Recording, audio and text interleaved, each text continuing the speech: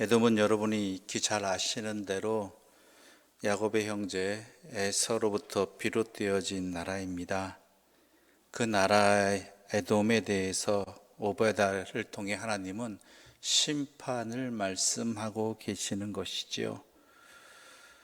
심판을 왜 말씀하시는가? 하나님께서 그 이유는 바로 교만 때문이라는 것입니다. 3절의 말씀 함께 읽어보겠습니다. 3절입니다. 너의 마음의 교만이 너를 속였도다. 바위 틈에 거주하며 높은 곳에 사는 자여, 내가 마음에 이르기를 누가 능히 나를 땅에 끌어내리겠느냐 하니. 너의 마음의 교만이 너를 속였도다 라고 되어 있습니다. 누가 누구를 속인 것입니까? 자기 스스로 속은 것입니다. 이유는 뭐라고요? 교만 때문이라는 것이죠. 교만이 무엇입니까? 하나님 없는 그 모든 것들이 교만입니다. 하나님의 뜻을 살피지 않는 것, 하나님의 뜻대로 행하지 않는 것, 하나님 없이 생각하는 것, 이 모든 것들이 다 교만이지요. 그러므로 속을 수밖에 없지요. 스스로 속일 수밖에 없는 상황입니다. 왜냐하면 그렇게 생각되어지고 그렇게 판단되어지고 그렇게 행동하는 것이 맞다고 여겨지니까요. 자신의 생각과 자신의 판단과 자신의 행동에 대해서 하나님 없이 판단하고 행동하게 된다면 그것은 교만의 자리가 되고 스스로 속이는 자리가 되고 결국은 멸망의 자리가 된다는 것입니다. 그럼 에돔이 도대체 무엇을 하였느냐? 이스라엘과의 관계 속에서 문제입니다. 에돔과 이스라엘은 적대적인 관계입니다. 에서와 야곱이 그랬던 것처럼 특히 출애굽하여서 광야에서 이스라엘 백성들이 에돔을 지나가기를 원했지요. 하나님께서 이스라엘 백성들에게 에돔을 지나갈 때 아무것도 건들지 말라, 아무것도 그 땅에 손을 입히지 말라고 하셨고, 그 명령에 따라서 가나안 땅에 들어가기 위해 에돔을 지나가야만 하는 그런 상황이 있었기 때문에 에돔의 도움을 요청하죠. 그 길을 우리가 지나가게 해주십시오. 우리가 절대로 그 땅에 해를 가하지 않겠습니다. 그 땅 거주민들에게 피해를 입히지 않겠습니다. 그런데 에돔이 이것을 용납하지 않습니다. 이해가 되어지는 상황이지요. 생각해 보십시오. 장정만 해도 60만입니다. 그러면 적어도 200만에서 300만의 사람이 그 땅을 지나간다는 게, 그 땅을 지나가면서 아무것도 안 한다고 할지라도요, 그건 매우 두려운 일입니다. 염려되는 일이죠. 그것은 너무나 당연한 일이겠지만 하나님의 뜻이 어디 있는가를 살피지 않았던 것이죠. 하나님께서 이 이스라엘 민족이 지나가게 하시기를 원하시는가 아닌가를 헤아리지 않았습니다. 그래서 어떻게 해요? 자기들 생각과 판단대로 이것은 아니다라고 해버리죠. 그래서 두 사이의 관계는 이때를 시작으로 해서 서로 적대적인 관계가 되어집니다. 그래서 갈등이 계속 일어나고 전쟁이 일어나고 서로가 서로를 해야 하는 그런 일들이 벌어지게 되는 것이죠. 이런 관계 속에 있다 보니까 서로가 이제 원수같이 여기는 거예요. 원수같이. 그래서 어떤 일이 벌어졌는가? 그들의 죄가 어떻게 되었는가? 10절의 말씀 함께 좀 읽어볼까요? 10절의 말씀입니다. 내가 내 형제 야곱에게 행한 포악으로 말미암아 부끄러움을 당하고 영원히 멸절되리라.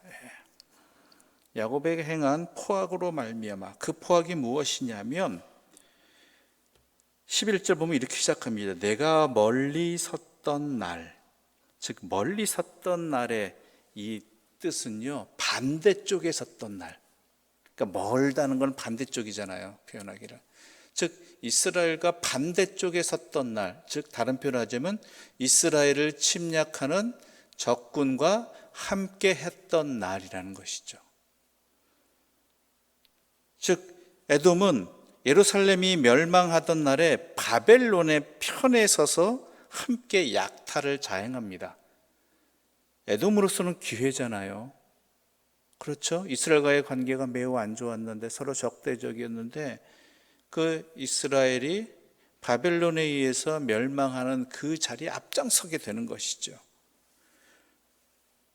어느 정도였냐면은 12절 말씀 함께 읽어보겠습니다. 12절입니다.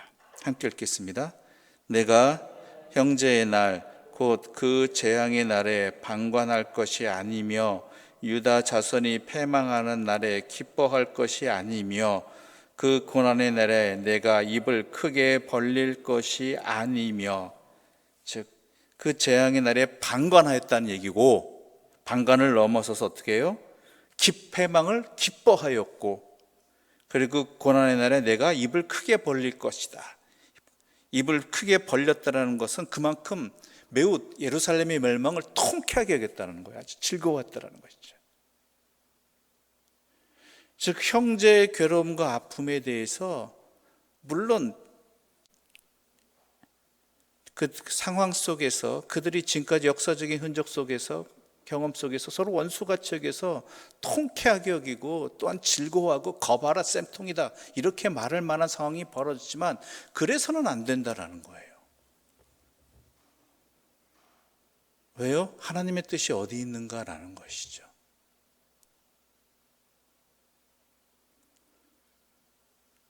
에돔은 이에서 더 나갑니다.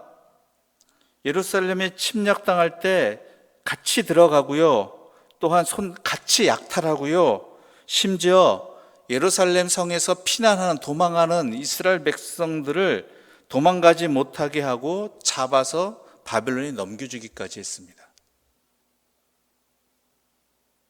물론 하나님께서 바벨론을 통해서 예루살렘을, 이스라엘을 징벌하신 것이지만, 그러한 상황 속에서도 에돔은 하나님의 뜻이 어디 있는가, 더 정확히 이야기하자면 아픔 당하고 괴로움 당하는 이웃을 안타까워해야 되는 것이 하나님의 마음이고, 또한 그것에 대해서 돕거나 돕지는 못할 망정 괴롭히지는 말아야 되는 것이 하나님의 마음인 것입니다.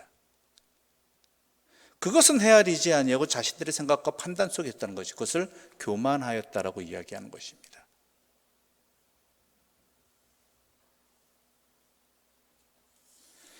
그래서 하나님께서 심판하시겠다는 것입니다. 너희들의 교만을 내가 심판하겠다. 그래서 너희들을 멸망시키겠다라는 것이며, 어느 정도였는가 하면은 이 백성이, 그 에돔의 상황이 어떻게 되었는가, 함께 우리 5절 말씀 함께 읽어보겠습니다. 5절과 6절입니다. 5절과 6절입니다. 함께 읽겠습니다. 혹시 도둑이 내게 이르렀으며 강도가 밤중에 내게 이르렀을지라도 만족할 만큼 훔치면 그치지 아니하였겠느냐. 혹시 포도를 따는 자가 내게 이르렀을지라도 그것을 얼마쯤 남기지 아니하였겠느냐. 내가 어찌 그리 망하였는고. 얼마나 하나님께서 심판하시느냐. 도둑이 들어와도요, 자기가 훔칠 만큼 훔치면 남기잖아요. 다른 것들은 뭐 귀중한 것 아니면은 그냥 남겨버리잖아요. 그렇죠? 뭐 하찮은 건 안 들고 가잖아요. 옷가지를 들고 가겠습니까? 그릇을 들고 가겠습니까? 또한 포도를 따는 자가 내게 이르렀을지라도, 그 따는 것 따더라도 뭐 부스럭이나 뭐 별로 좋지 않은 상품성이 없는 것들은 남겨버리잖아요. 아직 익지 않은 것들이나.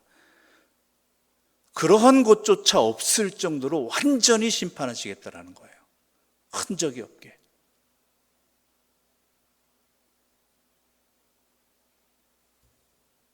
그래서 그들은 심판을 받습니다.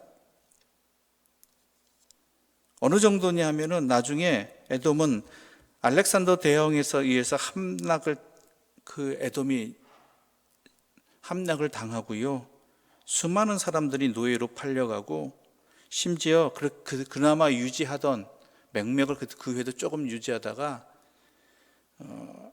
유대 독립전쟁 이후에, 즉 AD 70년 이후에 완전히 흔적도 없이 사라집니다. 그러한 심판을 받게 되는 것입니다. 이스라엘은 어떻게 돼요? 불꽃같이 나중에 다시 회복되리라는 것이죠.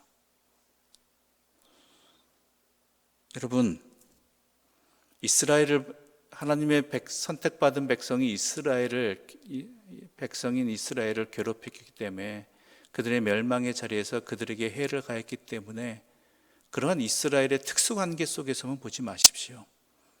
이것은 온 세상이 하나님의 다스리심 아래 있고 온 세상이 하나님의 피조물이라는 것을 분명히 안다면, 괴로움당하고 아픔당하고 어려움당하는 이웃이나 이웃 민족, 이웃 나라들에 대해서 하나님의 사람들이 하나님의 뜻이 어디 있는가 헤아릴 줄 알아야 된다는 것입니다.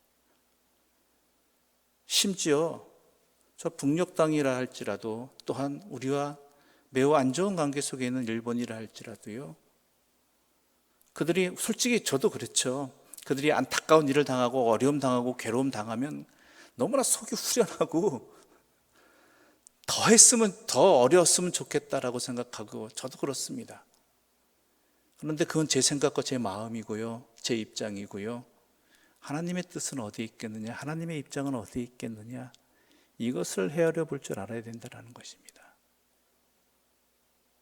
물론 그것이 하나님의 심판일 수 있습니다. 이스라엘도 그랬잖아요. 하나님의 심판이잖아요. 그럼에도 불구하고 그들에 대해서 하나님께서 에돔이 어떻게 대하기를 하나님 원하셨는가? 하나님의 백성들이, 또한 우리들이 이웃 민족과 이웃 나라에 대해서 원수진 관계 속에서 그들을 어떻게 그들의 괴로움과 아픔을, 어려움을 어떻게 생각하고 어떻게 대하기를 원하시는가? 하나님께서 이것을 한번 생각해 보자라는 거예요.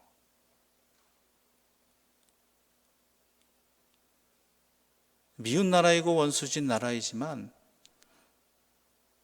그래도 그들이 아픔을 겪을 때, 어려움을 겪을 때 하나님 앞에서 분명히 생각해 보고, 하나님이 그것이 우리도 같이 어려움 주고 괴로움 주는 것이 하나님의 뜻이라면 거기에 순종해야 되는 것이고요.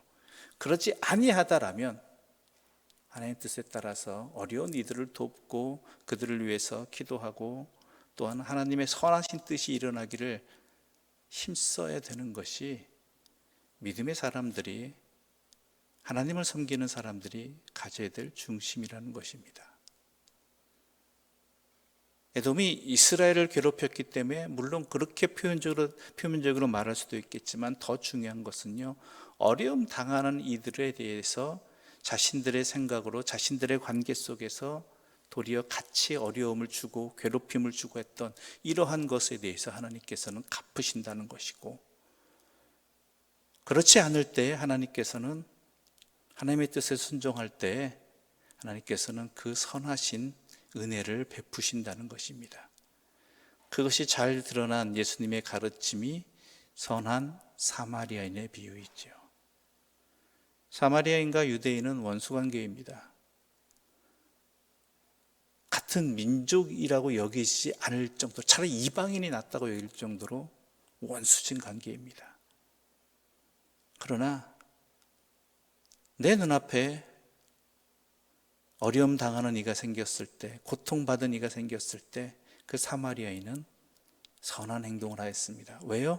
하나님의 뜻이 어디 있는가 분명히 알았던 것이죠. 우리의 마음이 그러기를 바랍니다. 우리의 중심이 그러기를 바랍니다. 하나님의 뜻이 어디 있는가? 하나님이라면 어떻게 하실까? 예수 그리스도라면 어떻게 하실까? 그것을 항상 생각하면서 결코 교만한 자리에 들어가지 아니하는 믿음의 사람들, 하나님 뜻에 순종하는 주의 사람들 되시기를 간절히 소망합니다. 기도드리겠습니다. 하나님 아버지, 감사합니다. 우리의 삶의 자리에 항상 이러저러한 관계성들이 있습니다. 좋은 관계도 있고 미운 관계도 있습니다. 또한 은혜 속에 있는 선한 관계도 있고 원수진 관계도 있습니다. 이러한 것들이 우리의 판단과 생각이고 우리의 행동을 결정짓게 합니다. 그러한 가운데 주님은, 주님의 마음과 주님의 뜻은 어디 있는지 어느덧 우리는 잊어버리고 말아버립니다. 그러한 우리들을 불쌍히 여겨 주시어서 주님의 뜻이 어디 있는가, 하나님의 마음이 무엇인가를 먼저 생각하는 겸손한 하나님의 사람으로 살아가게 하여 주시옵소서. 특별히 고통받고 어려움 당하는 이들 가운데 하나님의 뜻이 어디 있는가를 헤아릴 수 있게 해주시고 그 뜻에 따라서 행동하는 선한 이들 되게 하여 주시옵소서. 예수님의 이름으로 기도드립니다. 아멘. 하늘에 계신 우리 아버지의 이름을 거룩하게 하시며 아버지의 나라가 오게 하시며 아버지 뜻이 하늘에서와 같이 땅에서도 이루어지게 하소서. 오늘 우리에게 일용할 양식을 주시고 우리가 우리에게 잘못한 사람을 용서하여 준 것 같이 우리 죄를 용서하여 주시고 우리를 시험에 빠지지 않게 하시고 악에서 구하소서. 나라와 권능과 영광이 영원히 아버지의 것입니다. 아멘.